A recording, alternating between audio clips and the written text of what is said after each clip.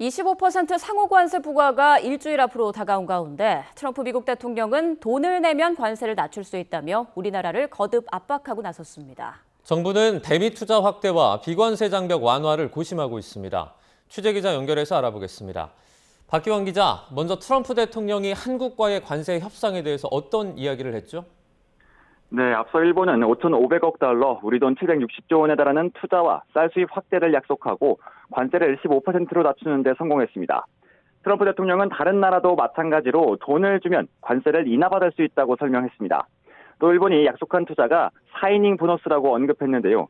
사이닝 보너스는 계약 체결 시 선지급하는 돈을 뜻합니다. 또 하워드 러트닉 미 상무장관은 한국을 직접 거론하기도 했습니다. 미일 관세 협상 타결로 일본을 경계하는 한국 입장에서 곤란하게 됐을 거라면서 일단 미일 합의를 기준으로 한국과의 협상을 진행할 것이라고 설명했습니다. 미국 정부가 대놓고 일본 합의를 내세워 우리 정부에 대한 압박 수위를 높이고 있는 건데 8월 1일 상호관세 부과 시점까지 앞으로 일주일도 남지 않아서 우리 정부의 고민도 깊어지고 있습니다. 네, 지금 미국은 일본에 그랬던 것처럼 우리 정부에도 천문학적 투자를 압박하고 있죠. 네, 그렇습니다. 지금 보시는 사진 한 장으로 미국의 투자 요구가 얼마나 거셌는지 볼 수 있습니다. 이 사진은 댄 스카비노 백악관 부비서실장이 지난 22일 소셜미디어에 올린 사진입니다. 일본 경제재생상과 대화하는 트럼프 대통령 책상 위에 있는 문서를 보면 일본의 대미 투자 금액이 적혀 있습니다. 4천억 달러라고 쓰여있던 숫자를 5천억 달러로 고쳐놨는데요. 최종 발표 때는 5,500억 달러로 올라갔습니다. 로이터 통신 등에 따르면 미국은 우리 정부에도 4천억 달러 규모의 투자를 요구했다고 알려졌습니다. 우리 돈으로 550조 원, 2021년 우리 정부 1년 예산과 맞먹는 액수입니다. 우리 정부가 지금까지 대미 투자 확대 방안을 고려해왔다고 해도 기준이 턱없이 높은데요. 이재명 대통령은 일단 어제 이재용 삼성전자 회장과의 만찬을 가지면서 대미 투자 방안을 논의한 것으로 보입니다. 앞서 진행된 하나와 SK, 현대차와 LG까지 주요 재계 총수들과 회동에서도 대미 투자 확대 가능성을 이야기했을 것으로 예상됩니다.